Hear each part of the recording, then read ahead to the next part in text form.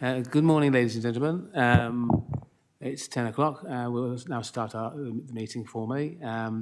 This is the meeting of the Place and Resources Overview Committee of the 13th of March 2025. I'm the Chair, Councillor Andy Canning, representative of Dorchester West Ward, amongst other things. Firstly, we have apologies. I've had one received, I believe. Anthony. Yeah, apologies received from Councillor David Northern. Is anybody else aware of any apologies? No? Okay, hopefully people will join us later if necessary. The minutes of the meeting held on the 30th of January. Is everybody happy that they're a true record of the meeting? Yes, thank you very much. Declarations of interest. Any members have any declarations of interest they need to make? No? Okay, that's good. On to item 4, public participation. There's a statement written by Gavin Ryder, which I don't believe Jack Wilshire is going to read to inform us all about that. Thank you. Thank you, Chair. I'm Jack Wiltshire, Corporate Director for Highways and Engineering, and I will read out the statement on behalf of Dr. Gavin Ryder, a Dorset Council resident. The calculations presented to illustrate the energy efficiency and running cost savings of low CCT luminaires are not representative of the best available options. CU Fosco Nightscape 1850K LED luminaires, for example, outperform the Ampera Evo 2700K luminaires given as examples by APSI. There are also likely to be other makes that perform just as well, e.g. the Nisha 1800K LED streetlights that have been installed on the A47 at Longthorpe near Peterborough, which were selected to blend in with the existing high-pressure sodium lights, and a link is provided. This shows that it would be feasible to install these amber LEDs without having to increase the number of lighting columns or reduce their spacing, as is stated in the briefing document. Amber brackets 1850K LEDs are preferable over high CCT LEDs for environmental protection reasons, being less disruptive to nocturnal species. Amber LEDs emit very little blue light, hence they comply with the recommendations for the avoidance of blue-rich light at night issued by the American Medical Association, Public Health England, the second international workshop on circadian and neuropsychology photometry, and ICNIRP, International Commission for Non-Ionizing Radiation Protection. This is necessary to avoid the very serious negative health impacts that are associated with melatonin suppression, which causes circadian rhythm disruption, as was also noted by the National Institute for Health Research, part of the NHS, in 2015. British Standard BS 5489, Code of Practice for Lighting of Roads and Public Amenity Areas, specifies lighting standards that are based on the environmental zones specified in ILP guidance document GN01.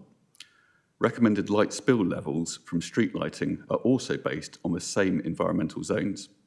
It is therefore essential to comply with the definitions for environmental zones contained in GN01, which are based on the ambient light level of the area measured with a special low light meter called a sky quality meter. Failure to use the correct environmental zone definitions, as has been the case in Dorset for many years, results in lights being used that have a higher brightness than is specified in British Standard BS 5489. This results in excessive light pollution, spill light levels, energy consumption, and CO2 emissions. Correctly following the environmental zone definitions in GN01, i.e. using sky quality meter values, will allow lower powered lights to be used, creating less environmental impact, less light intrusion, nuisance, and lower CO2 emissions.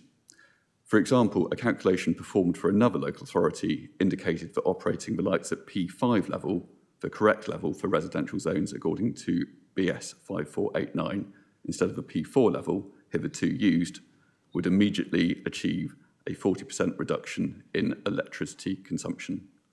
Dr. Gavin Ryder. Okay, thank you very much for that, for reading it out. Very technical, as we'll find out later on agenda items. This can be a very technical subject, but yes, I think we'll come back to that in a minute. Yeah. But firstly, then moving on to item 5, questions from councillors. There aren't any questions from councillors, are there? No. Okay. Then on to item 6, the street lighting review, and Jack, it's back to you to introduce this item. Or yes.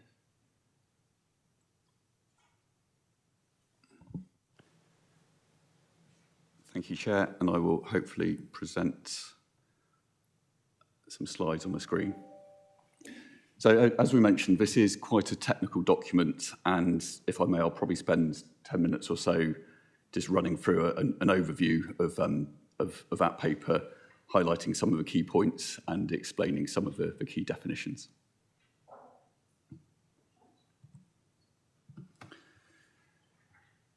So what I've attempted to show here, and hopefully people can see the screens on either side of the room, and indeed also in line, people may not be familiar with the way that the colour temperatures of LEDs are described.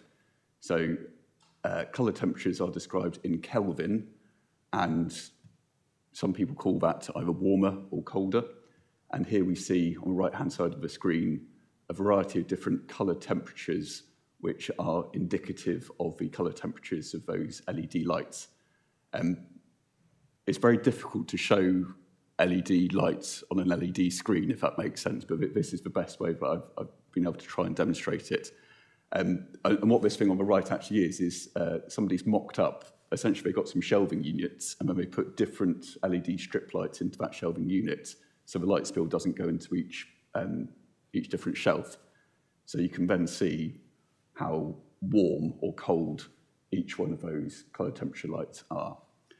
And with our current policy within Dorset, typically, the majority of our LED lights that we're replacing are at the 4,000 Kelvin colour temperature. So a whitey light, but not quite the sort of the highest light you can get. For comparison, on daylight levels are all different, but daylight levels can be 6,500 Kelvin as a typical level. We do put in warmer temperature lighting in our rural villages, but that's far cooler temperature LED lights, so those higher CCT lights have a greater adverse effect on ecology, so particularly pollinating wildlife.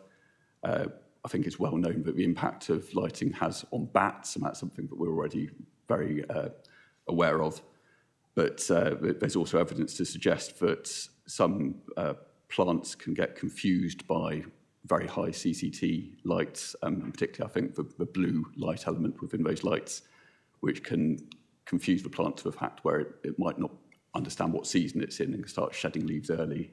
So certainly there's impacts on nature which look to be reduced if you use warmer temperature LEDs rather than cooler temperature high CCT LED lights.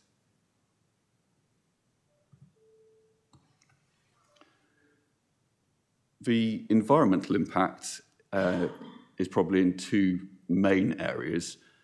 The LED lights that we have in Dorset, the ones which we have been replacing, the ones where we've been replacing the old sodium lights, are much more energy efficient than the old sodium lights. Typically, you're looking at about a 60% reduction in energy costs to have LED lighting instead of the older sodium lighting. And directly linked to that is the carbon impact, so the CO2e equivalent. Essentially, if we're not burning the energy to make the light function, we're not having that adverse carbon impact into the environment. The second one is more visually obvious, and that is light pollution. So sky glow, I think, is probably something we're quite familiar with. And in more urban areas, you can see that up in the sky there's a reflection and there's a light spill which can come out from lighting. And putting that into an LED perspective, the cooler temperature lights, so the higher CCT lights, have a higher level of light spill. So both in terms of where the light is actually aiming to go onto the ground, but also upwards. So there's a general philosophy that a warmer temperature light, a lower CCT light, will have less upward light spill and would have an improved impact on light pollution within Dorset.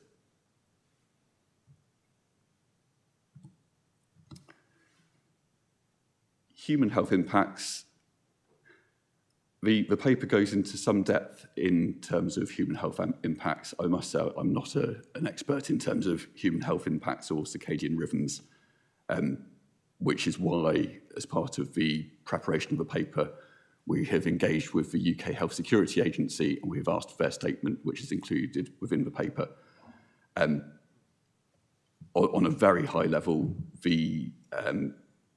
there is evidence to suggest that circadian rhythm disruption occurs if somebody experiences artificial light at night, and particularly blue elements of that light or blue wavelengths elements of that light. There is evidence to say that that has an increased adverse effect on circadian rhythm disruption, which is then linked to melatonin suppression. This is something which the UK Health Security Agency tell us that they are looking further into, and they've also been asked to do that by the House of Lords Science and Technology Committee, which happened in July 2023. So there's ongoing research into that area. And slightly separately, the American Medical Association has a recommendation on outdoor lighting, which specifically states colour correlate or CCT temperatures, so lighting temperatures, and they suggest that streetlights in particular should have a CCT of no more than 3,000 Kelvin. However, that is not law or mandatory within the UK.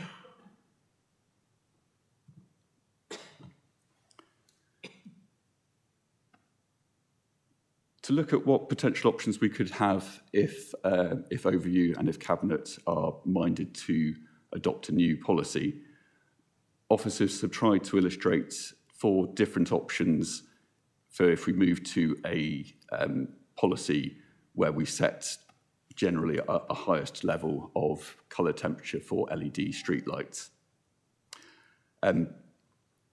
Currently, as I said, most of our lights are at 4,000 Kelvin.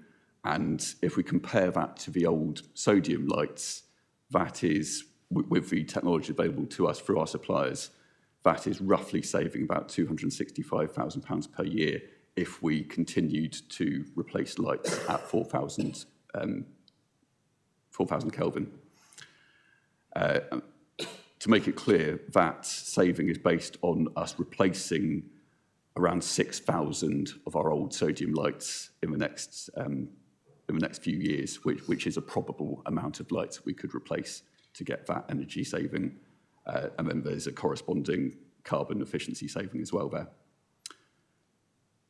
If we wanted to go for a warmer colour temperature, option 2 is 3,000 K. I won't read out all the numbers associated with those, but we see a marginal reduction in energy savings and a marginal increase in the amount of CO2 that would be used compared to that first option.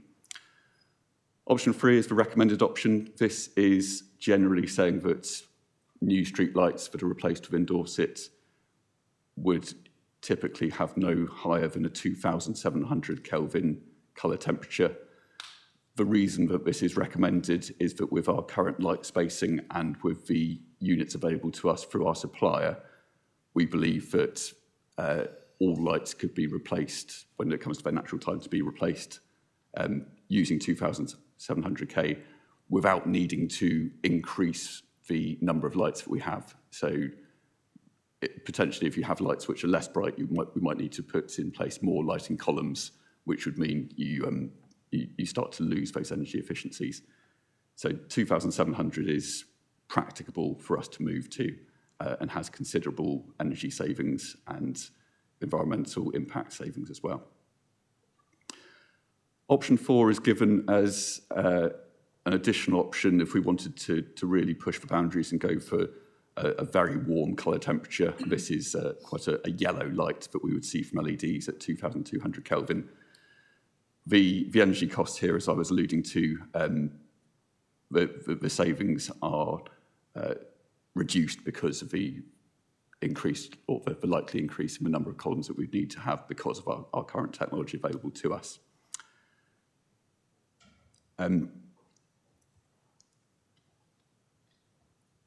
So those are essentially the 4 main options that we're looking at within this paper. Obviously, other options could be available as well, but we need to illustrate something. Another bit of additional background information for where Dorset Council currently is. We have street lighting in Dorset provided through a private finance initiative, so commonly referred to as a PFI, and our provider is called Enerveo. This is a 25-year PFI, and it is due to expire in the year 2032. So we are coming up to the tail end of that PFI. Generally speaking, PFIs are much more beneficial to local authorities in the early years because you get the financial support from the private sector to replace the asset, and that is very much the case that we have in Dorset. However, that does seem to rather extenuate the situation we have where we have a higher number than usual of old sodium lights, because at the start of the PFI period, a lot of our old street lighting was replaced with technology that was the right technology 18 years ago, but that technology has now moved on. So we have around 50,000 streetlights in Dorset, and we have another 27,000 of the old sodium lights, which are still perfectly serviceable because they were built using PFI. However, should we wish to replace those early by using more energy efficient LED lanterns, then we could make considerable energy and carbon savings through doing that. I should make it clear that within the policy paper, or within the overview paper we're talking here, we're not seeking to retrospectively replace LED lanterns which have already recently been replaced at the 4,000 Kelvin temperature. The likelihood of replacing lanterns would be that we would be looking at the poorer energy efficiency sodium lanterns to bring more LEDs into the network for Dorset. My final slide, I'll look to the chair if you want me to read through each of these. This is literally repeating the recommendations made at the start of the paper. I shall read through those so we're clear of what the current recommendations are. The first recommendation is that the committee recommend a new street lighting policy is considered by Cabinet. Point 2 is that the new policy takes an approach to using lower correlated colour temperature CCT LEDs in new street lights, with a CCT typically not exceeding 2,700 Kelvin. Due to human health concerns, adopt a precautionary principle refraining from using high CCT in new lanterns where there are suitable alternatives with a warmer lighting mix. That the new policy is clearer on enabling town and parish councils to fund additional costs if there is a local preference for an alternative equipment such as brackets, columns and lanterns. That the new policy makes the environmental zoning for street lighting clearer, and that public engagement takes place to provide feedback on potential changes to the policy prior to reporting to Cabinet. Thank you, Chair. Thank you very much for a very thorough introduction. Firstly, actually, what we'll do is people who aren't members of the committee, if there's anyone that's not a member wants to ask any questions, let's go on then. Okay, yeah.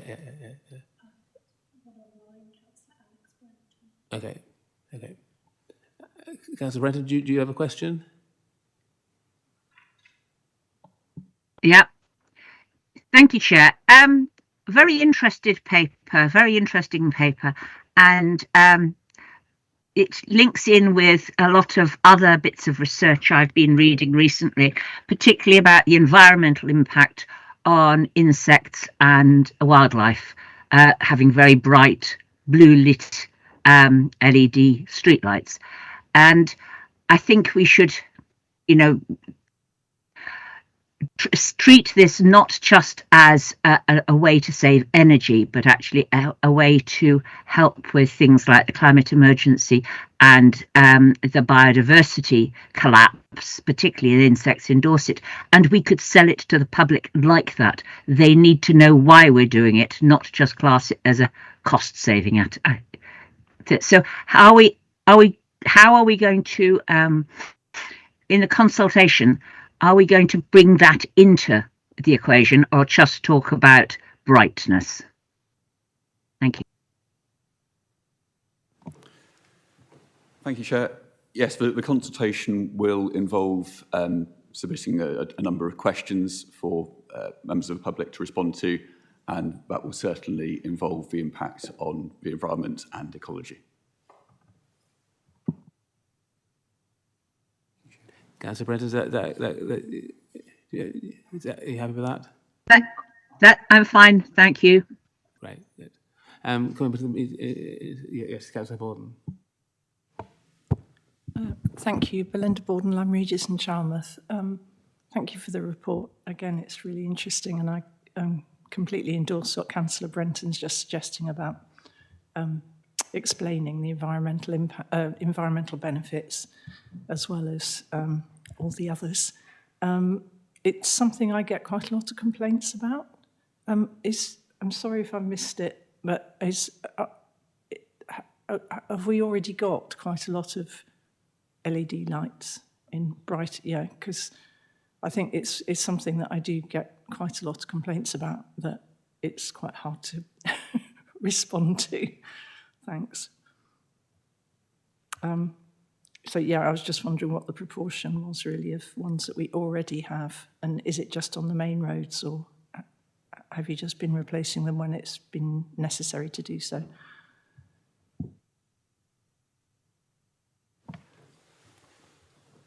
So in terms of our LED replacement of the old sodium lights, we've replaced around 20,000 lights so far. So yes, those are on Dorset Council's network. The prioritisation for those has been mainly looking at the ones which are next to our roads, because we do have what is quite an innovative street lighting policy, which for our residential areas, or for most of our residential areas, means we turn off our lights at midnight. We don't tend to do that on roads. So we have currently focused the programme of the sodium replacement with the LEDs on the lights, which would typically have to be on all night and therefore have a bigger savings. Could I just come back quickly on that? We do have a problem locally with a lot of the lights are being left on 24/7 in areas where they shouldn't be. And we've just not been able to find it. We've not been able to resolve it. I don't know how to go about resolving it, but maybe we take that outside the meeting. Thanks.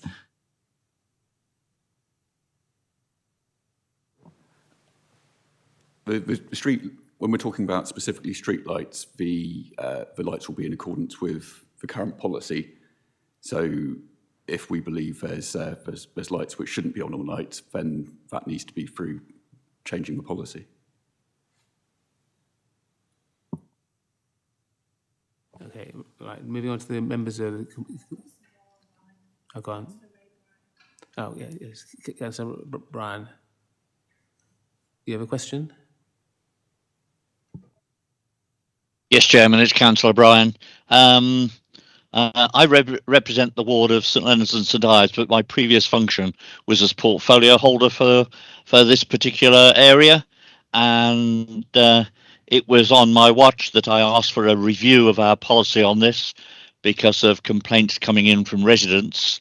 Jack, I don't see anything in the policy that would enable us to still use the more powerful lights with the greater savings with shading.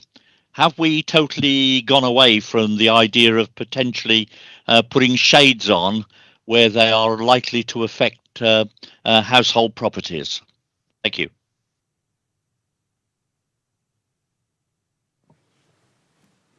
Thank you, Councillor Bryan. Yes, a very sensible question. Have we gone away from it? Very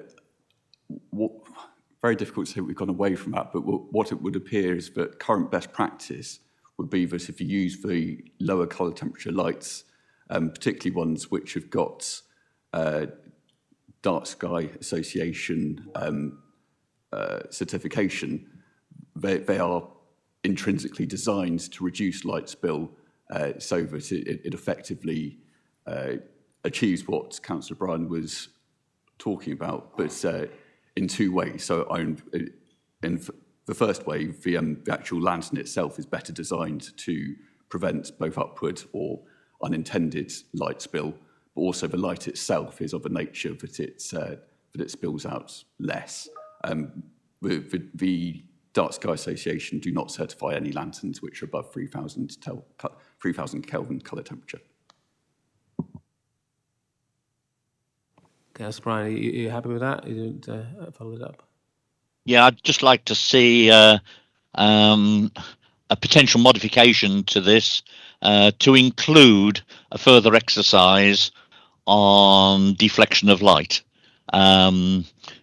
Jackie's very much aware of the agonies that I went through on this, and it is it's a serious opportunity to get this right once and for all. And I would like to see us do a little bit more work on light deflection.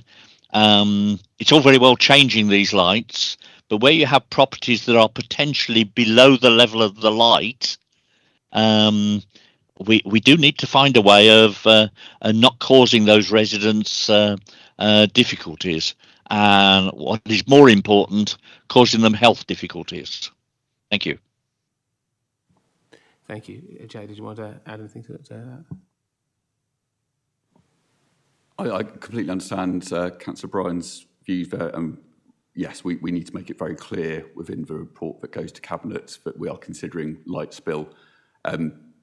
What I've currently understood from the research and the information that we've had, particularly the APSI report, which is referenced here, is that the issues which Councillor Bryan has been describing are predominantly addressed by having a more modern lantern itself and the lower colour temperature CCT. But yes, we need to flesh that out into the final report.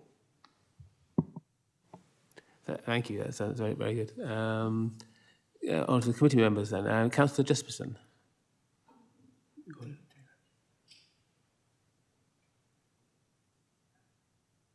Oh, sorry. Thank you. Councillor Sherry Jesperson, Hillforts Upper Tarrants Ward. Thank you very much. This is a very interesting report. I, first of all, would like to echo what Councillor Bryant just said, that this is an opportunity to get this right. This is a really important issue for our residents, much more so than it was, say, 10 years ago when streetlights were just streetlights. In fact, I had last evening a lengthy and interesting debate about street lighting at one of my parish council meetings. So it's a real live issue out there. And of course, having just read these papers for this committee twice in the preceding week, I was able to understand the questions. I felt very well informed. So thank you for that. One of the key points that did come out of that discussion last evening, which you have reflected here, and I would absolutely want to see as one of the key things we do work on, is the definition of our environmental zones, because there was a lengthy discussion, or not lengthy, but there was a detailed and well-informed discussion that arose from a the ambiguity, as it was seen, about which zone the streetlights under discussion fell into. So you are absolutely right to have identified that as an area that needs tightening up. Before I ask specific questions, there's a couple of kind of just general themes that I would hope to see coming forward in this policy as getting a good deal of attention. So I've mentioned that the themes. There used to be a kind of default position, and I don't know if this was written into policy, but it was the kind of default position in rural areas that the starting point would be no lights or as little lights as possible. And that is very much the view of the public, the people who live in rural areas. The starting point is they don't want any lights. And then we, as Dorset Council, would justify where we have to put lights. And I hope that would still be the approach that we would take. So our default position is, if at all possible, we're not going to put any lights for all the reasons that are now very widely understood. And I have to say, in my conversations with people about streetlights, there's a depth of understanding about the impact of streetlights on wildlife. People are really very concerned about that. I understand that the dawn chorus in towns and cities starts about 25 minutes earlier than it does in a wood because of the street lighting. That must be very exhausting for those birds to have 25 minutes extra work to do for 2 months a year. So first of all, the default position is could be no lights.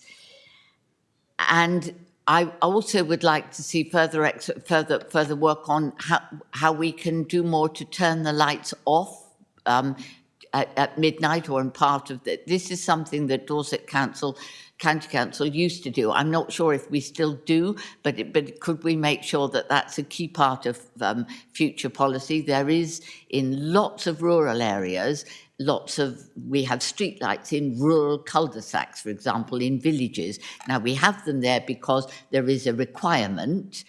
It's not a health and safety issue. There's no traffic. So those lights should be really going off as early in the night as possible.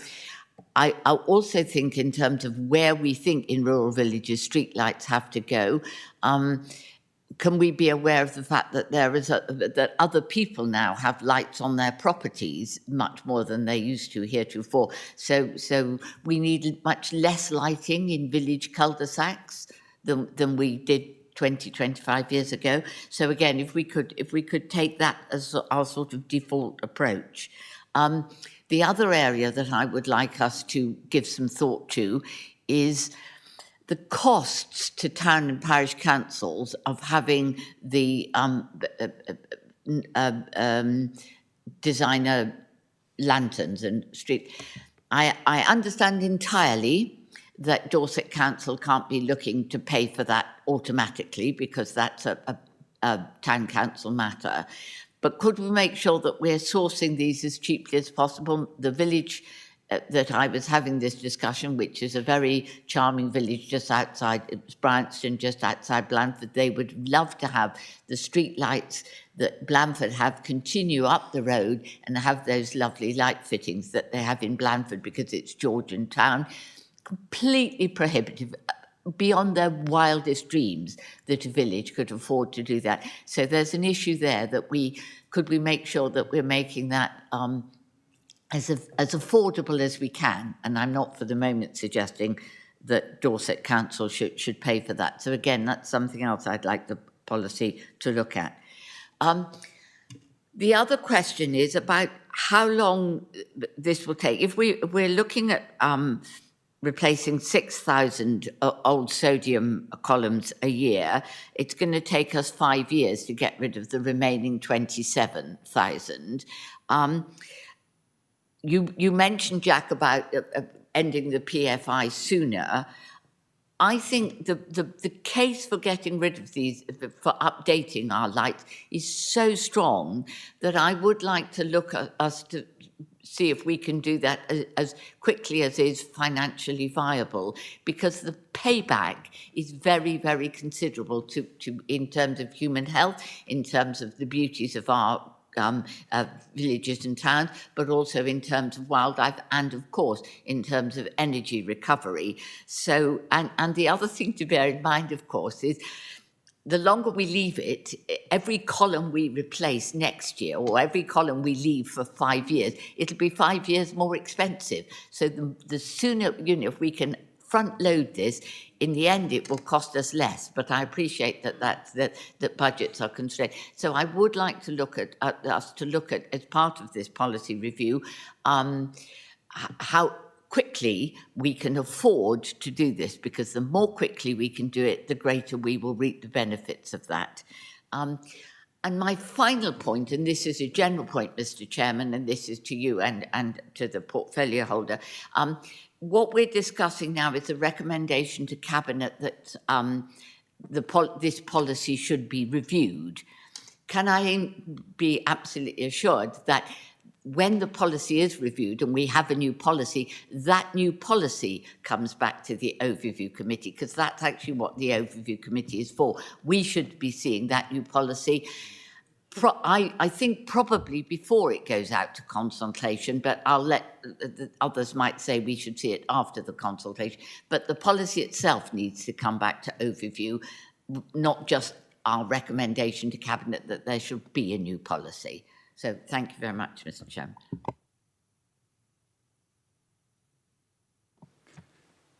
Thank you, Councillor Jesperson. Clearly some very well thought through questions, so let me take those one at a time. First of all, to clarify that the default position that no lights will be the starting point is correct, and that is already the starting point in our current policy, and there's no suggestion that we want to change that, so completely agree. Essentially, we have lighting in place when there's a safety need or the law requires it. How can we do more to turn the lights off at midnight? In terms of the lights that we've got at the moment, we've got 30,000 which are on part night lighting, so over half of our lights already do turn off at night. Interesting to see the cul-de-sac. It would be wrong for us to get into individual discussions about areas, but broadly speaking, it should only be on a main traffic route that we would be having lights on all night, or in a town centre where there's high footfall. So it may be that that particular area you're talking about is incorrectly zoned within the policy, and this re-looking at our zoning would address that.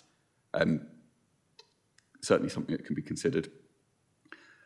The next question about can we make sure we source as cheaply as possible for additional lighting requirements.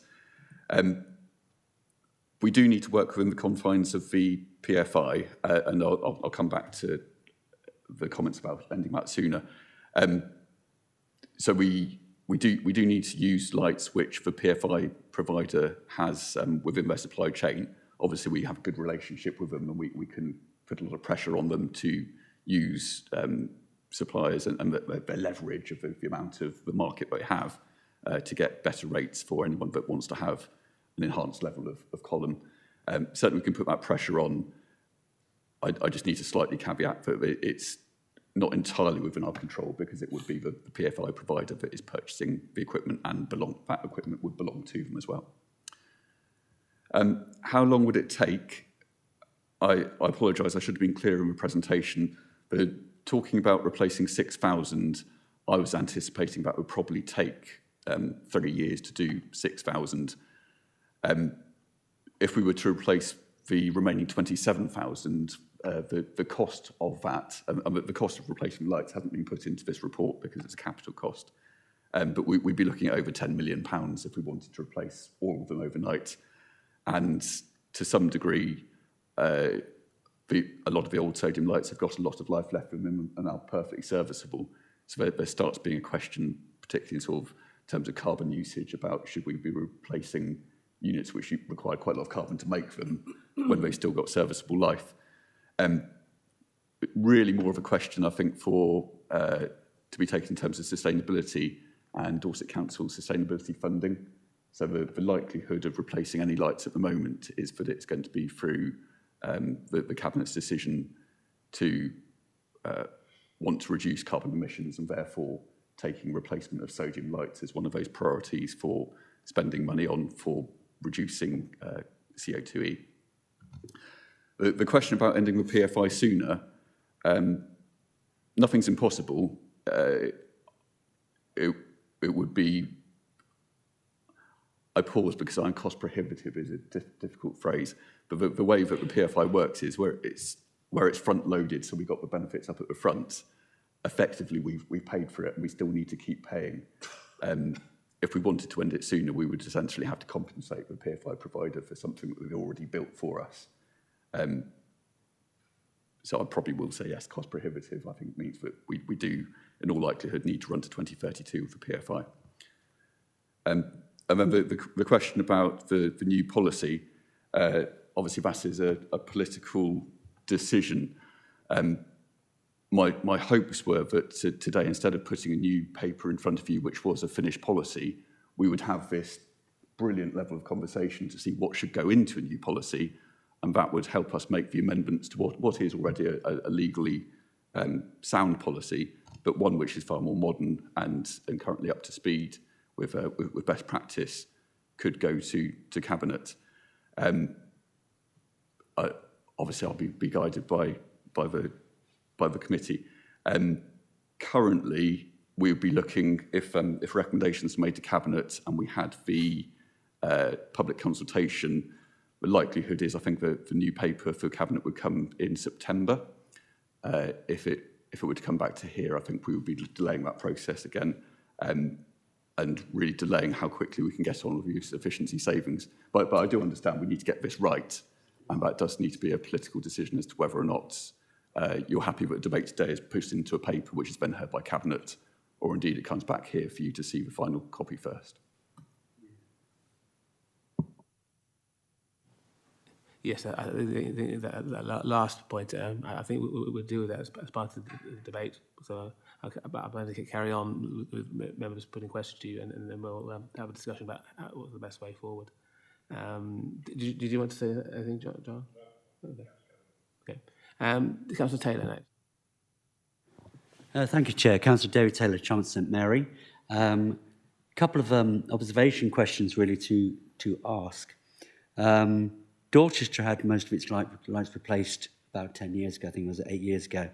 And with this, we think it's the 5,000 Kelvin bulbs, because they're very bright. And we actually insisted as a town council to make sure they turned off at 12 o'clock at night if I'm right. It was passed through Stella Jones, Councillor Jones on that one there. With the cul-de-sacs, one behind me, for example, we lost one sodium light and gained 2 new lights. So to me, the cost saving is not exactly that brilliant, because we got 2 brilliantly lights out there, which is actually flooding the houses. I admit the fact that Councillor Bryan is absolutely well on board about the shading aspect. We have a lot of problems in Dorset and Dorchester, Orchard Street, I think of straight away, where the fact that lights obstruct the side of the buildings and lighting up the entire house inside. So therefore, my question is about the shading aspect should be brought into this conversation of people's benefit to that. The KFI question is the fact, I know, did you say 2036 we're on this?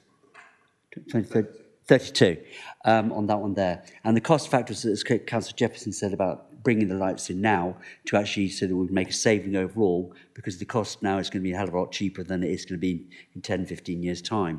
So therefore, there's lots of angles there which we're trying to work out, because this is new to us today. Well, not new to us, and we read the papers, but it's new to us to actually get to the bury down into. And I'm trying to work out KFI.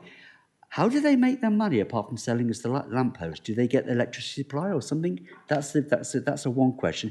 The other question which I'm going to ask, we had a huge problem, Chalmers to one of my wards, where the fact is that the light of Poundbury was like a Belisha beacon, and it literally lit up all of Chalmers. It was so bright. And I managed to get the Duchy to turn the lights off in Queen Mother Square because it was ridiculous. It was like lighting up the sky. Is Poundbury coming into our cost as well? Because that is going to cost us a lot to sort that out. And there's a lot of lights up there, I can believe me, and they're all right. So there's a couple of questions there to say, where are we with that? Because we're not actually seeing overall picture of Dorset to see where we're going with the money, how we're spending it, what we're replacing, are we listening to the customer contacts and needs, and where can they go to actually talk about things to make sure they get the right lighting in the right area. So there's several questions. Thank you, Jack. Thank you, Chair. Thank you. Again, very well thought through questions. I'll look to address those one at a time. First of all, the Dorsetshire lights, the colour temperature for those was 4,000 Kelvin rather than 5,000 Kelvin. The 5,000 would be very, very white light. Completely agree on shielding. We need to make it clear in the policy that we are not putting an unnecessary amount of light spill onto people's properties or into people's homes. How do PFIs make their money? I think I probably need to be quite careful on that.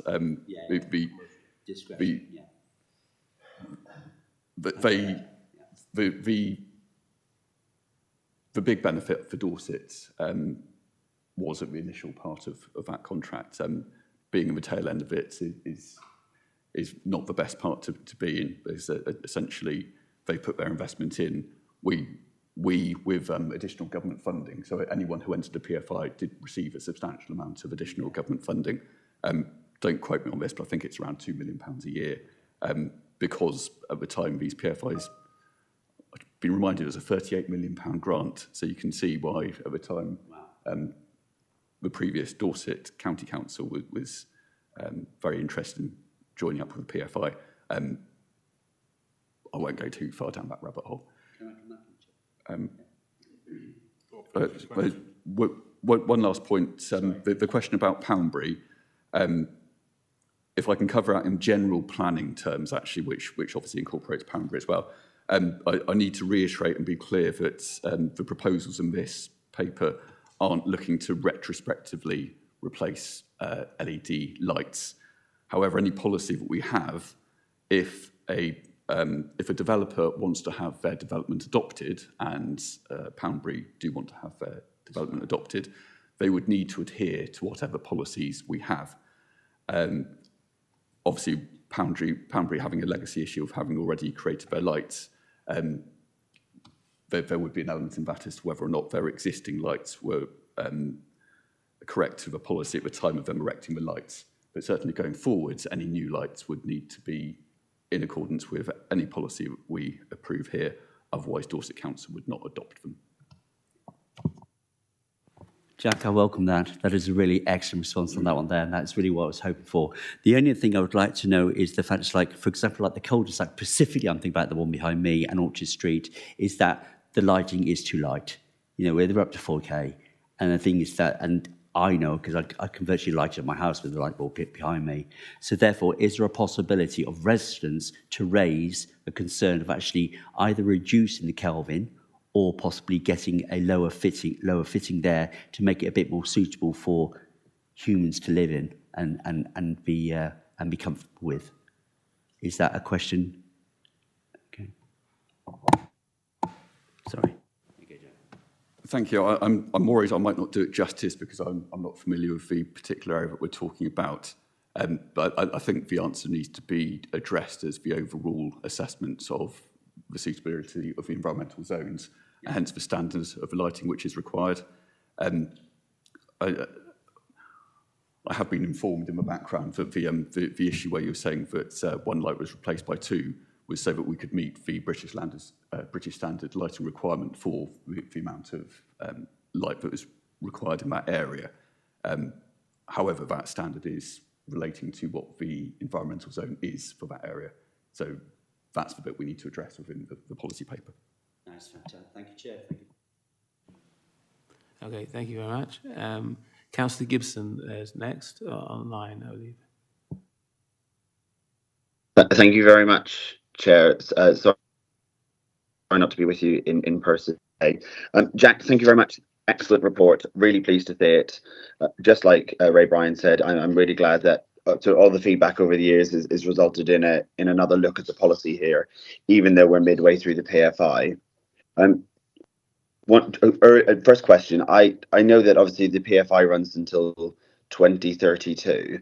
There, presumably, we're setting up a policy here that in all likelihood is likely to run beyond the end of the PFI. So even if there's elements of the policy that the current PFI contract restricts, hopefully it would be the start of whatever the next discussion would be, whether it's another PFI or hopefully, in my view, something that we can consider taking in-house, both as a ward councillor and as the lead member for highways working with Ray. It was very frustrating to see some of the inflexibilities in the PFI contract. Some things that our residents would think we really ought to be able to do, a bit more flexibility around turning things on, turning things off, the timing of it, restricted by the PFI. So when the time comes, I'm hoping this policy will enable us to be a little bit more reactive. So on that theme, one of the first questions I had was just how granular do you think we can realistically be when we look at the zoning aspect of the new policy?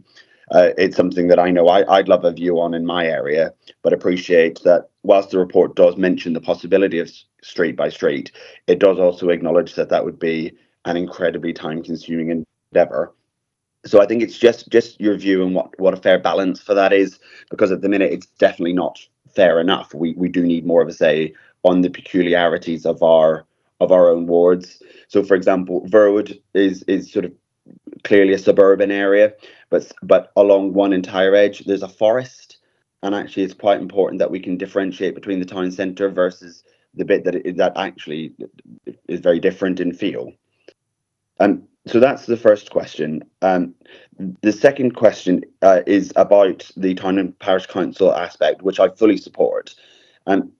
You talk about this policy isn't going to go retrospectively and fix the higher Kelvin LED lights that have been relatively recently installed. I understand that from a cost point of view. If a town and parish council had areas where these lights have just gone in, is that something that under this policy proposal you see as something that they could pay to have the lower Kelvin lights put in? Because there are quite a few examples of that in Verwood where the last couple of years they've changed and not for the better. The reason I welcome the whole report, actually I should have said at the start, is it's good to see the cost savings, it's good to see the environmental impact, it's good to see the nature impact, etc., etc. But actually, my feedback from residents has been they just simply don't like the harsh white light. They prefer the older, warmer lights. So for this to be a way to both save carbon, save money, and go back to a warmer feel in the public realm, I think is win-win-win. So thank you very much. The only other question I had, which is something that's not in the report at all, but I know you, Jack and I, we talked about it in the past. We operate this, as you called it, innovative scheme where we turn off lights completely at around midnight in certain areas. Other areas, including just across the border from my ward into Hampshire, are talking about a slightly different proposal. They're talking about dimming. So they're looking to dim lights down to, in some cases, a remarkably low level, 70 or 80%, I think, in some cases, which is too dim in my view. But it's an interesting concept that I hope, as we're reviewing our street lighting policy, we could consider ahead of the report that comes to Cabinet. Is that, in your view, a potential halfway house? Rather than work out what time it goes off, is there certain circumstances where we can put in dimming facilities? Especially in reference to what both Ray and David said, this could potentially, I hope, be an option to help with some of the shading issues as well. I know Hampshire are looking at it. I guess the question is can we look at it too? And that's me for now. Thanks, Chairman. Thank you, Jack. Thank you, Chair. I did have to listen quite carefully because I was struggling slightly with the acoustics there. But I think I got all of the main points. But please, if I've missed one, correct me. So starting off with the policy and tying in with the PFI, if Cabinet sets a new policy, that policy would stay in place until such a time as the policy is reviewed or renewed again. So yes, I fully anticipate that the policy that Cabinet, I hope, will subsequently agree will extend beyond 2032, and the principles we're talking about today would extend into that. I'm following that through where I'm talking about potential to replace 6,000 lights. Eventually, as time goes on, the old sodium lights are just going to expire. Sodium lights are really quite difficult to get hold of now, so it's not really even an option to replace sodium lights with sodium lights. They will need to be replaced with LEDs, and those LEDs would need to adhere to this policy. How granular can the zoning be? The next question. Very granular is my answer to that. However, it can only really be a snapshot in time. And I think the last time we did this exercise, we were able to do the mapping in a street-by-street area to illustrate exactly what the zoning would be. But then we also need to give definitions because, as I say, it's a snapshot. If we get new development, if a development is put up in an area which was previously rural or didn't have any housing at all, clearly it would be in a different zoning area. So initially, we can make that zoning very granular. In the future, I think decisions would have to be made on the granular nature of that zoning map, as it were to say, and also the definitions of what each zone would be. Hopefully that makes sense. And the idea of picking up town centre versus more rural, again, would be within that zoning elements in accordance with the correct definitions. The next bit I heard was if town and parishes wanted to replace lights earlier, could they? I see no reason why town and parish councils couldn't replace lights earlier if they wanted to fund the replacement. One of the recommendations today is that we make it clearer that town and parish councils can have more choice, and we want to be able to support them in allowing their choices to be put in place, providing they're in accordance with the policy. And if that meant that early replacement of lights was a priority, we need to make that clear as an option within the policy. And then the dimming issue is somewhat of a hot topic at the moment. I would suggest that Hampshire's policy, which I think that was agreed at their cabinet in autumn last year, so it's fairly fresh. I would describe that as quite an aggressive policy for dimming. It looks to me that their residential areas, they're suggesting they would dim by pretty much half immediately, so some of their lights would never be at full strength. There are a lot of issues with that which are certainly worthy of debate. The dimming elements, it's not for me to make recommendations, obviously. I'm sorry, coming out of that. Within context, I think you can understand what recommendations I can and can't make. But certainly within the consultation, we could put questions in there about dimming and the level of dimming that Dorset residents would find acceptable or would prefer. And it's certainly possible for us to dim new lights as they are installed.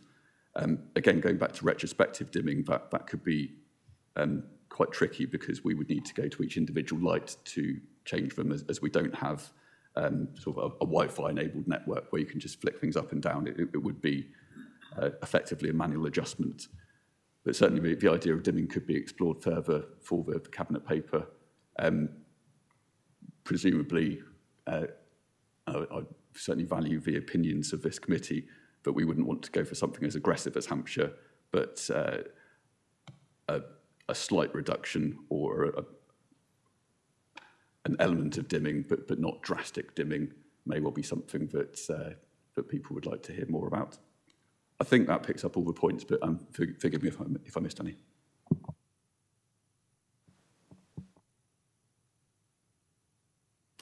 Gibson, does that satisfy you? Or you want to follow up on that? It mostly does. Thank you, Chairman. Sorry, I'll speak a bit louder, conscious of the acoustics. Thank you, Jack. Very helpful. I do think, Chairman, it would be useful to have some conversation around dimming as part of the consultation. It's not the only answer by any means, but I think as we're setting a new policy, it makes sense to have it in the conversation, certainly at this stage. Although I do completely agree with Jack that whilst Hampshire's a good example of a council that's doing it, I certainly wouldn't follow their approach to the levels that they're proposing. But I think it would be strange to not have it as part of the conversation at this stage.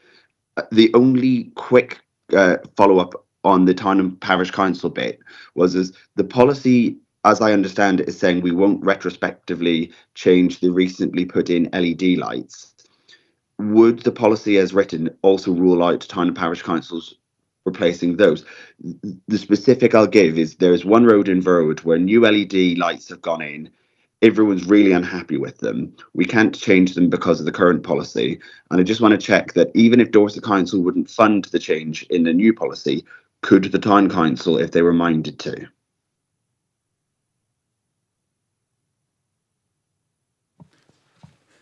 Thank you, Chair. Yes, I think what I was trying to get across was, in terms of the idea of retrospective replacing, is that the technology moves so fast that you could end up being in a situation, if you took it to the nth degree, that you would end up replacing all of our lights every year because you've got an energy efficiency saving in a lantern, and clearly that would just be unfeasible.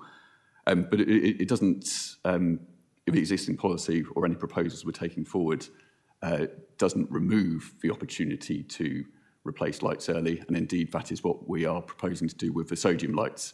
So I don't see it in any different situation to that, providing funding was available. Thank you. Okay. Thank you, Chairman. Yes, I think that makes sense, but I think obviously when we're asking members of the public for their views on issues, they have to be put forward with practical solutions. There's no point in having a policy that's overly aggressive if the council isn't able to fund it or can't do it. So it needs to be realistic. But yes, I think giving people as much choice as possible within the budgetary constraints is definitely a good move forward. So that happy with that. Next question was Councillor Crabb. Councillor Richard Crabb, Sherborne West Ward. A couple of simple questions, really. One is about the main routes being at 4,000 K. I wonder about how well defined those maps are. Is that all about the archery routes? Will that be defined in the policy? Okay, that's question number one. Question number two is about the actual lights or lanterns. Do the whole lights have to be replaced in their entirety, or can you just replace part of it to keep down the costs? Thank you, Jack.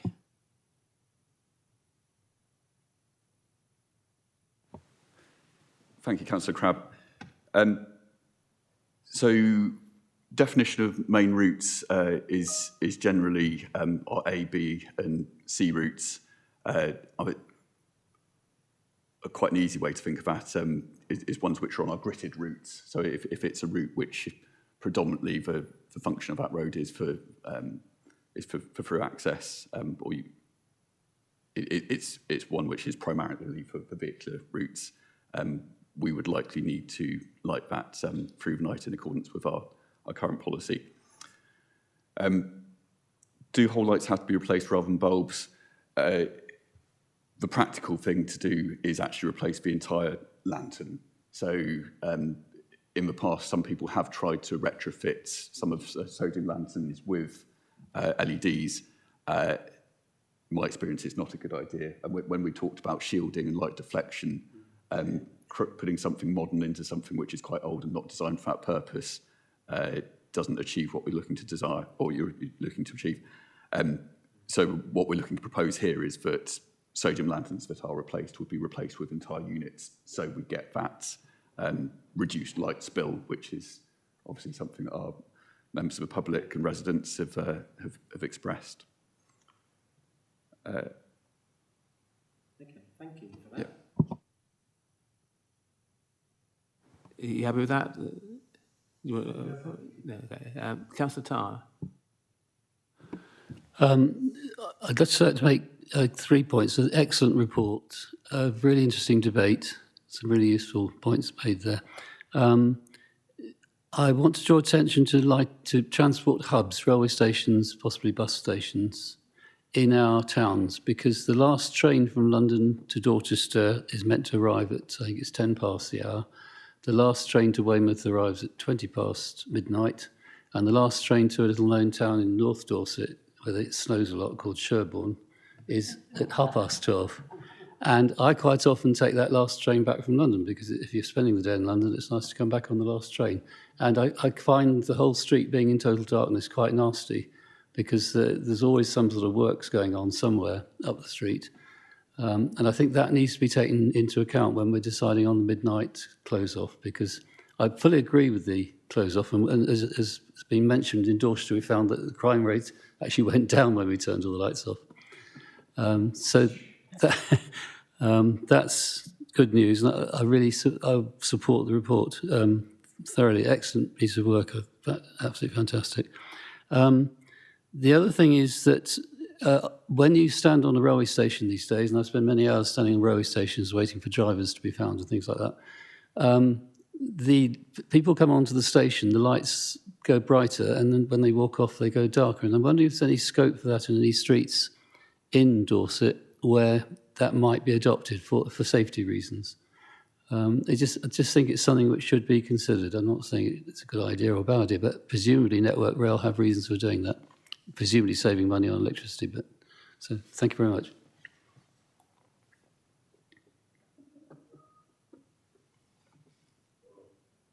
No, sorry. Thank you, Councillor Tarr. So, yes, I completely understand about transport hubs, railways and bus stations. Within the scope of a policy, obviously, I can only talk about the highway rather than elements which may well be off the highway. But yes, we need to make sure that, and I'll tie this into the dimming question as well, we don't want to create effectively no-go areas where people feel unsafe to be. As I said at the top of the meeting, there's a lot of reasons to have street lights, and we're trying to see how we can make those street lights work as best as we can for everyone and for the environment as well. The question about adaptive lighting is a very good one. As far as I'm aware, and we've also had, we're having some consultancy advice on this as to what we could possibly put into a policy which will be pushing the boundaries. I've only seen adaptive lighting for pedestrians, which works viably. So on footway routes, I know that does work. What I've not seen it's currently viable to do is provide street lighting, which is also then suitable for vehicles. I think with detection time for vehicles and the lighting change, I can't be certain on that, but I presume that's why it's not currently suitable for vehicle routes. But yeah, an absolutely interesting piece of technological advancement. Is one that I've not been advised that is currently suitable for Dorset at the moment, and particularly with the PFI, it would be something that would be, I'll just say, very difficult, I think, for us to weave into the confines of the PFI. But again, we shouldn't be bound by that, and we should be forward-looking. My answer, I think, at the moment is that the technology isn't there, and the supply chain system for us isn't there for us to be able to do it at the moment in Dorset, but it's something that could certainly be considered in the future as technology continues to evolve.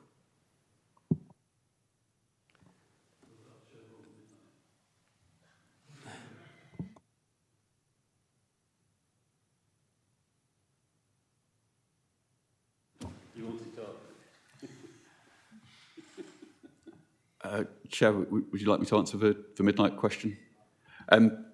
So currently, we are rather pioneering in terms of the park night switch off.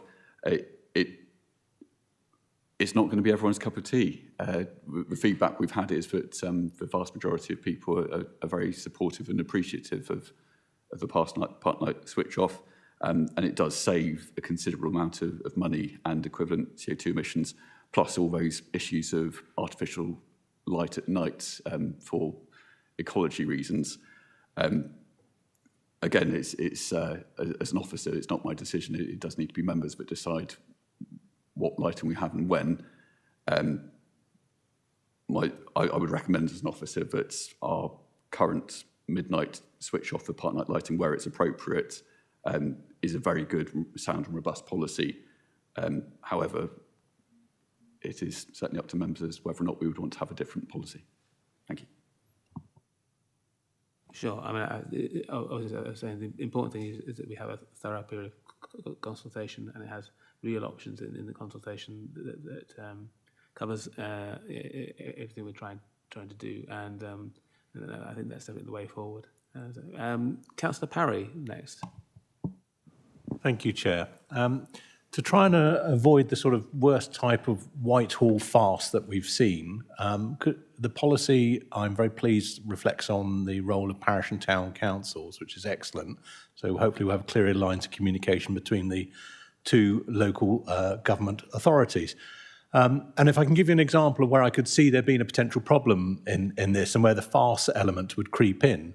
So it's actually in Councillor Parks's Ferndown North Ward. There is a short alleyway between Albert Road and St Mary's Road. It has 2 lampposts in it.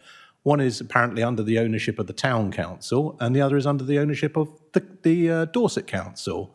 Effectively, they would operate 2 separate policies.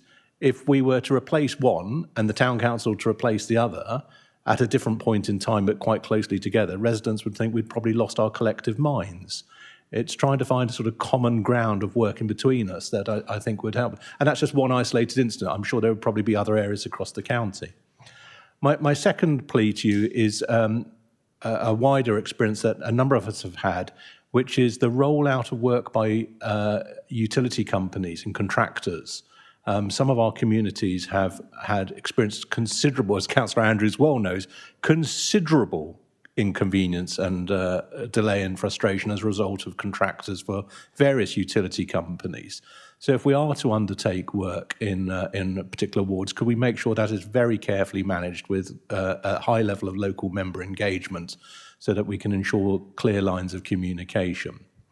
The third one I have is actually when a problem has arisen in my own West Parley ward, which on the face of it was fairly simple. The lamp stopped working. Okay, well, eventually you get told it's SSE who are in charge of our policy for repairing that. Only when they turn up and say it's an underground issue, a fault problem, and it's too close to a gas main, they'll have to get in touch with some other contractor a part of it, and the whole thing just then falls into that place of this is too difficult to sort out. So actually we need a policy that says if something is not working, whatever it takes, it will be put right. And if that means banging the heads together of the various utility providers, so be it. We need to take a strong arm approach to ensure that we minimise the inconvenience to our residents. Is that a fair point for me to make?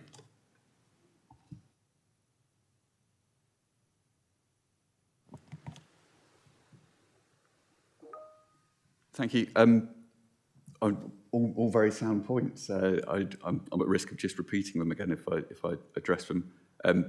Yes, we need to make sure we've got pragmatic solutions. I mean, the alleyway example you've got is one. Where we might see this more obviously is if there's a private development that chooses to have their own street lighting and don't want it to be adopted. And then on the other side of the road, you have Dorset Council lights, and you've got one which is yellow and turns off at midnight and does all sorts of other clever things. And then you've got another one which is bright white and shining all through the night. So I suppose we just need to be pragmatic about what we're doing in terms of our policy.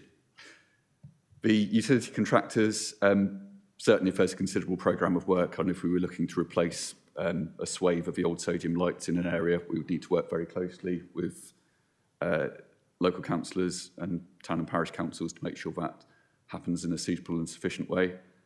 I'm sorry to hear about the issue of the lamp that stopped working. Under the PFI, I believe they have 5 days to fix lights as their KPI target. Clearly I won't go into too much granular detail of this one, but it sounds like there's something more towards it. I agree, if a light's there, it's there for a purpose, and we need to make sure that we can make sure they're functioning. But we do also need to make sure that's not at some sort of adverse safety risk for anything else. So I can't bundle every possible permutation into that. But yes, I completely agree with the idea that we need to make sure that if a light should be there, it works. Thank you. And happy with that? Councillor Jesperson. Yes, Councillor Sherry-Jesperson, Hillforts and Upper Tarrants. Just before I make my point, I would absolutely echo what Councillor Parris just said about lamps.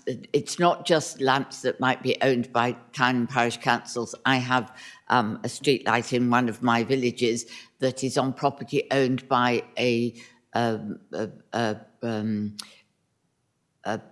social housing provider, and it's been flashing for months and months. And there's that's bad for the residents, bad for the environment, confusing the wildlife, but also bad for the reputation of Dorset Council, because the residents there don't realise that that's not, they think, why doesn't Dorset Council, Sherry, why don't you get Dorset Council to come and fix our light? And so if we could, while we're looking at this policy, if we could tighten up the relationship between those people who have lights in our communities that are not Dorset Council, that would be very helpful. Just some coordination. The point I wanted to pick up on was you said that the zoning could be granular. That's massively helpful, because that really will iron out a lot of the discussions that we have out at local community level as why this, not that, if these zones could be very granular. What I would urge is that in this policy we find some way of including local communities in determining these zones at that granular level. Now, I appreciate that's going to make your life a bit harder, but it is local communities that will bring in exactly Councillor Tarr's point about the transport hubs and when the trains end and who's using those transport hubs. And so that would be helpful. I have a village in my ward that has one part of the village is on the edge of a town, is quite urban, quite comfortable there to have street lights. The other end of the village is up on the hill in the natural landscape, in an area that has a nationally important, indeed probably internationally important bat colony. Same village, yards apart.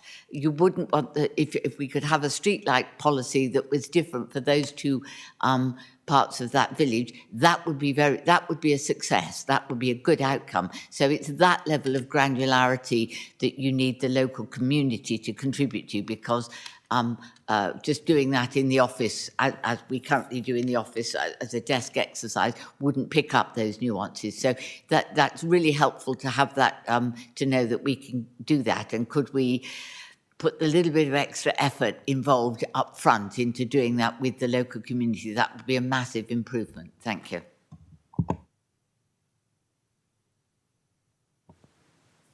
Thank you, Councillor Jesperson.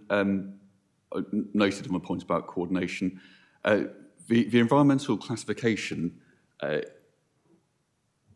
struggle to see how we would be able to allow individual communities to define the environmental classification, because the requirements for the environmental classification are ones which are set out nationally.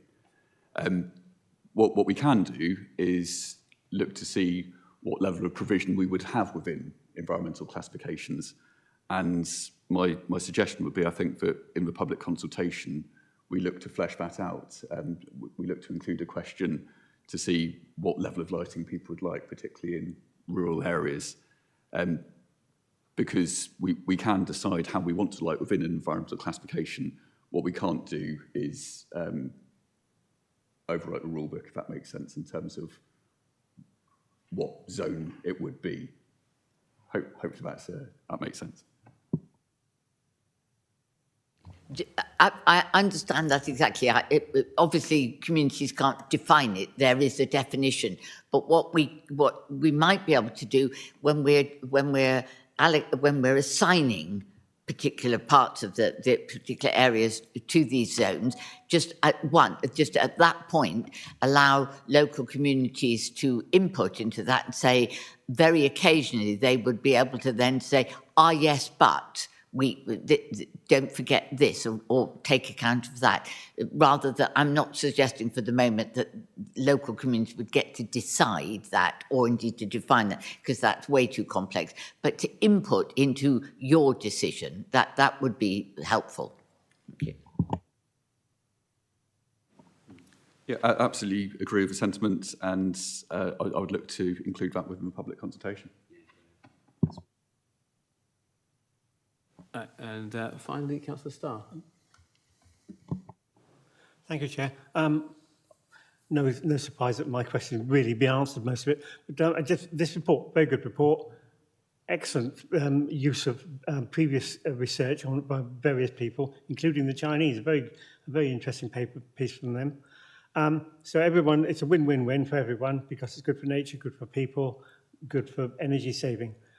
My own, along with several other the questions, my concerns mainly about people who are not happy with the lights that have already been changed. Now, if I understood you correctly, then the town and parish councils could have a say and help along that. But I know that the average man in the street would think, what you do is go along with an elevated platform, go out and change the bulb, that's it. But that's obviously not true with changing from sodium to LEDs. But would I be right in assuming that it's quite relatively easy to change from one sort of LED to the other? And there wouldn't be any technical issues involved there? Thank you. So to address the question, the technical issue of moving from one LED to another, effectively they are built into the lantern unit. So the technical ease of removing one of another is taking the lantern off, replace the whole lantern, just do the electrical connections, which isn't overly difficult. I can't put an exact cost on how much each lantern replacement would be because you do have different circumstances and traffic management and those sorts of things. But I'm broadly, it's about £500 to replace an LED lantern. And if you replace an LED lantern and replaced it again with another one in a month's time, it would broadly be about the same cost to replace it with a different one, if that makes sense. Okay, thank you. Just that if town and parish councils then have an issue, we can tell them, you know, this is how much you're going to be looking at. Okay, thank you. Thank you. Okay, it's been a very thorough debate and questioning session. Just wonder, is there anything, Jack, is there any areas that we haven't touched on that you feel you need to have an opinion about? No? Councillor Andrews. Thank you, Chair. Excellent report by Jack and his team, I have to say. So one of the decisions you're making today is whether it goes straight to Cabinet or comes back. I would ask you to go straight to Cabinet, otherwise it's huge time delays, because if it doesn't come straight to Cabinet, it'll come through the normal channels anyway. But I would urge you to go straight to Cabinet purely because of timings.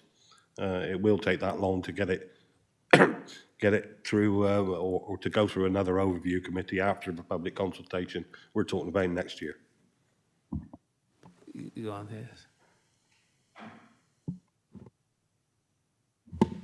Councillor Mike Parks, Fernand North Ward. I do feel that it should come back to this committee before just going to Cabinet. You know, this committee is here to set and guide policy, and we should be seeing that again rather than it just being zoomed through Cabinet. Okay. Yes, Jesperson.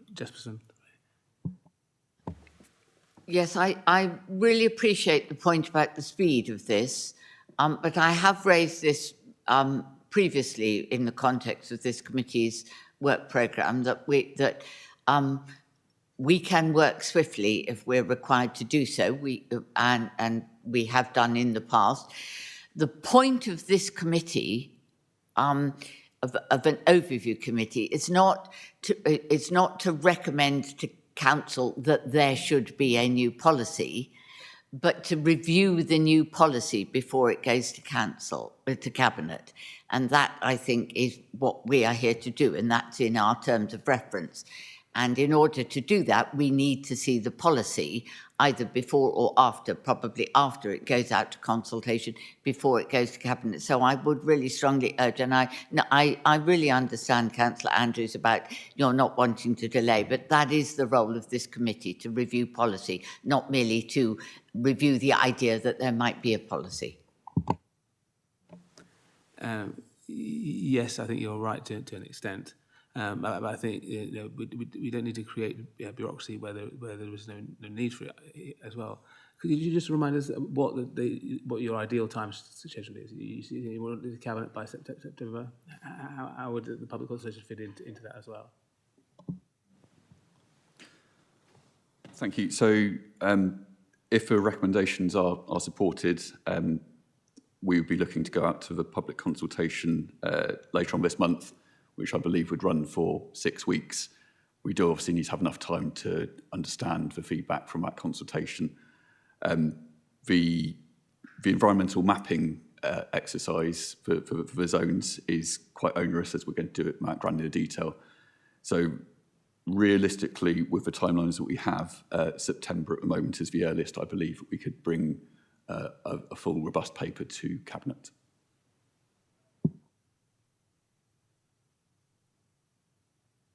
Yes, Councillor Taylor. Taking on board, thank you, Chair. Taking on board, Jack, what you've just said there, we've actually already made some recommendations already. I'm thinking about it, what we're discussing today, or possibilities of actually can be included in the report. So therefore, if it's going to go out to public consultation, which you're saying in 6 weeks' time, for us to come back into September to actually be ratified and agreed, therefore those comments can be put in already. Can they not?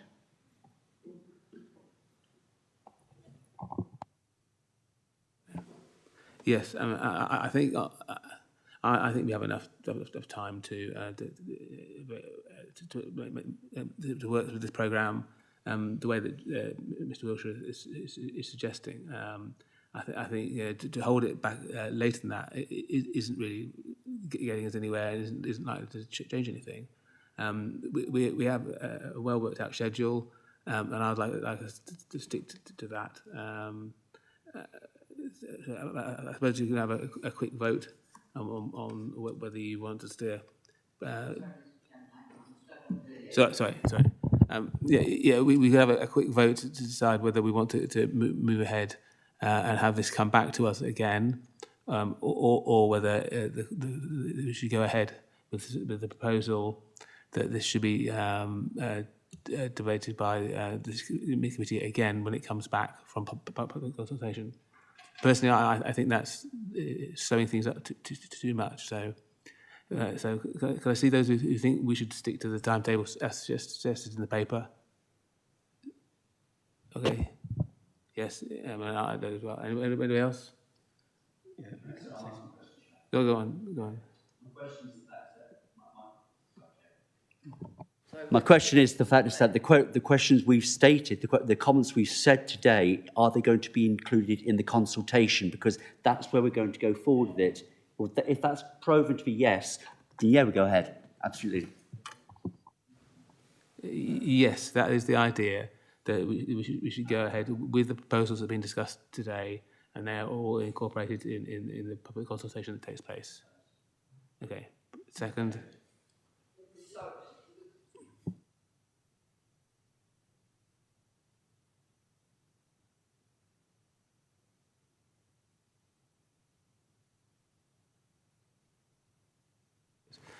Sorry. We were just discussing this. Now Councillor Taylor has made a formal proposal that we could go ahead on this timetable. Councillor Crabb has seconded that. So can I see all those in favour of sticking with the timetable in the paper? Yes. And those who want to don't want to go ahead. Okay, there's two. So it's clear that we do want to go ahead with the schedule as in the paper, and it will come back to the Cabinet hopefully in September. Can I just say something? Yeah, it's Councillor Starr. Thank you, Chair. As I understand it, that we voted out on this particular issue, so we haven't set a precedent for anything else. So if there's another report that we should that should come back to us. We're still free to do that. Yes. So we're not changing anything in stone. Okay. That is correct. We are voting on this, discussing this one particular proposal. We're not saying that it should be more widely spread, but that is now hopefully nice and clear to everybody, and we will proceed with the time schedule as outlined in the report. So thank you all very much, and very useful debate, I think, and lots of feedback. So thank you very much indeed. Okay. Moving on then to item 7, the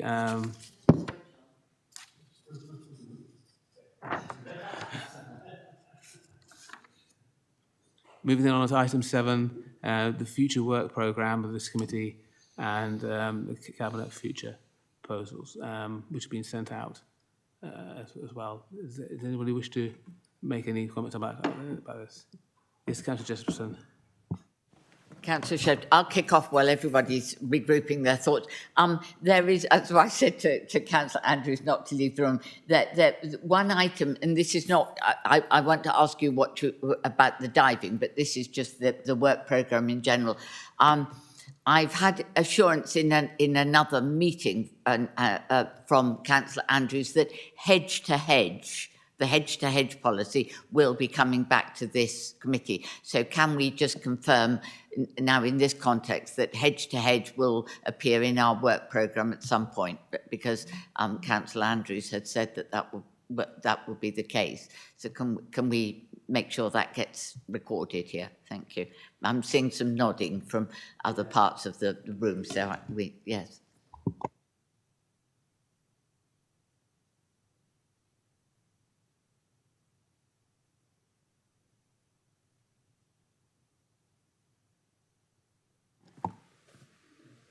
Coming back to the hedge, as Councillor Jefferson just said, the fact is that the boundaries have changed, actually, which we didn't realise. The fact it's nesting season, and that's just been picked up regarding hedge trimming and everything else like that, where we're actually doing it at the wrong times, and it's been proven by nationally. So therefore, this policy, yes, should come back because it's not in the right calendar, shall we say. But that's what I strongly recommend.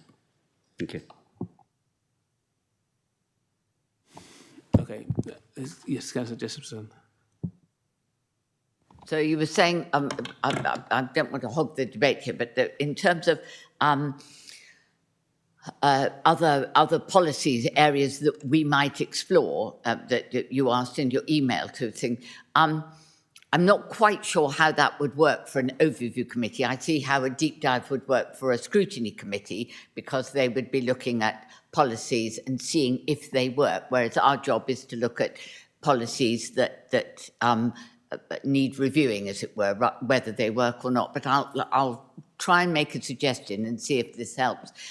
One of the areas where it covers a broad range of policies and activity, where I am picking up increasing feedback from residents and from other councillors that what is in place is no longer getting good outcomes. So I think that's why I think it might be something that we could look into.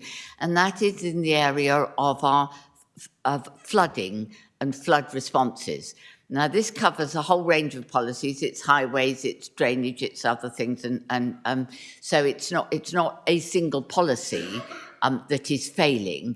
It's what I think I would like us to do, if we possibly can, is have spend some time reviewing all the ways in which Dorset Council addresses the question of flooding, and how those areas of work might need to be changed now that, if I can say, the nature of the flooding problem has changed. Our flooding policies, our drainage policies and so on, were put in place a while ago. And I think we all know that rain is different.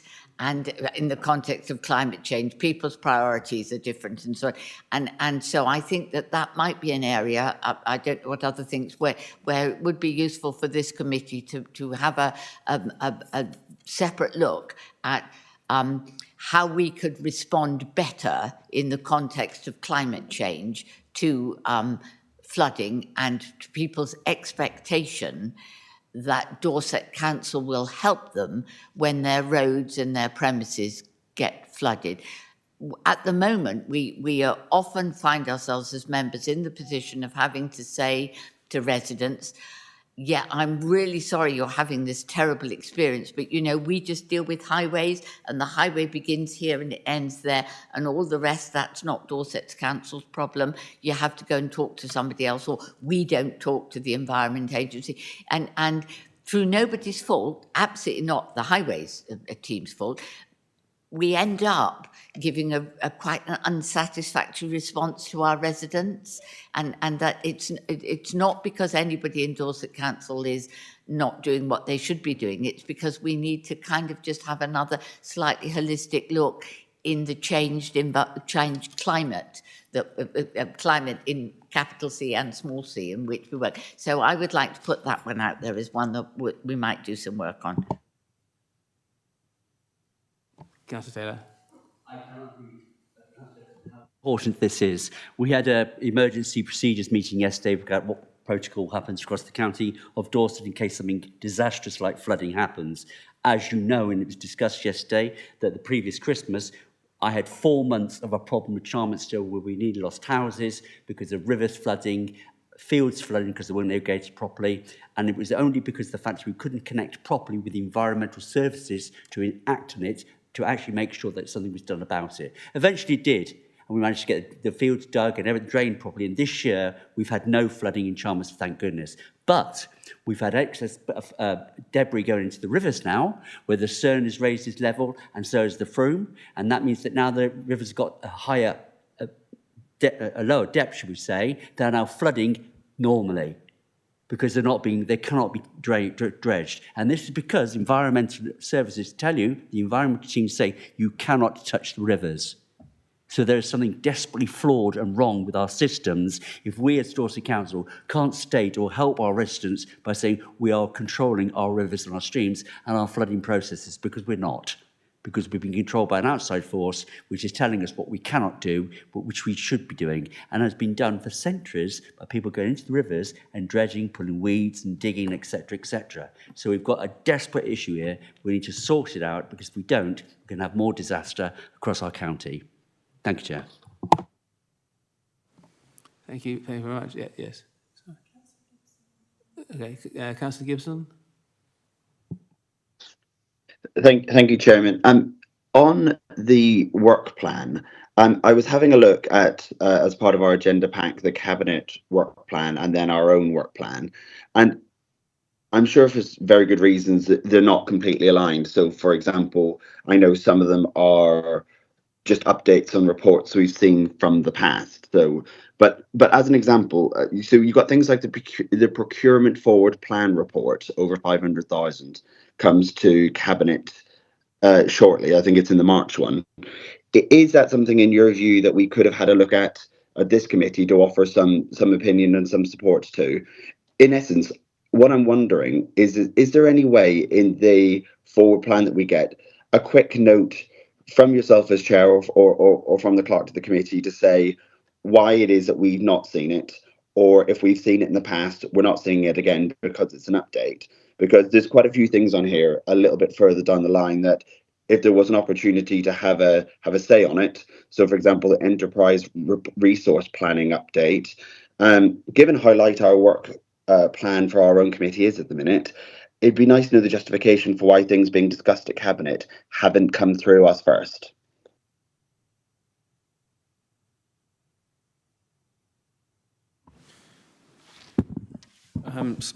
Some of the stuff that does come through is on our forward plan. So May meeting has now got 3 items on there as an agenda. I can't speak to us exactly why some of those things haven't come through to us. I'm imagining it's part of the OFC program. I know the ERP is, which has a separate governance line, essentially, with the Transformation Board, is it called? I think. So I think that's why that's not come to us, because it's got its own route. Okay, thank you for that, Anthony. I understand. So on the work plan, I can see from Ave, so I can see 2 on ours, for example. So has that updated since this was sent out to us. I'm sure there's a very good reason for it all, and I don't want to delay and nitpick today. What would be really helpful for us on the committee is could we just have a narrative from either officers or from you as chair, Andy, to explain why it's not coming to us or why it is, because there's lots of things that sort of flow through. You see them on the cabinet agenda, but then you sit and think, it would have been very nice to have had a chat about that in time to have actually had some impact. We've just got Liz Crocker in as the head of strategy, and she's pulling together sort of a forward look in terms of all the policy renewal dates. So they'll be fed into us once we've got like a key line of what that's going to look like and which ones are going to be renewed or revamped or redesigned under the new council plan. So she will definitely be looking to look at all policy. And that's probably quite a good opportunity for us to be involved in that, I would say.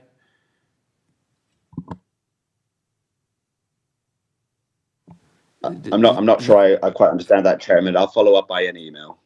Yeah, I think what we'll actually have to do is take individual items and look at why they're coming forward or not, as the case may be, and bring back a future report to this committee detailing what progress has happened and why it hasn't happened. But part of it is, I think, staff move around and directors have changed at the senior level, and some people had set aside time for us to do work together. Now that might get changed because the management structures have changed. So there are some more delays happening there. But yeah, we should come back. I shall come back and give the committee more an update when they have it next work through.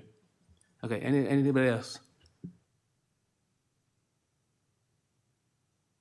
Okay. Well, as I said, what we'll do is come back with more of a feedback, and disappointed that Councillor Andrews has left the meeting, as I wanted to discuss one of the issues, but we can come back to that another time. Right, moving on to item 8, urgent items. We don't have any.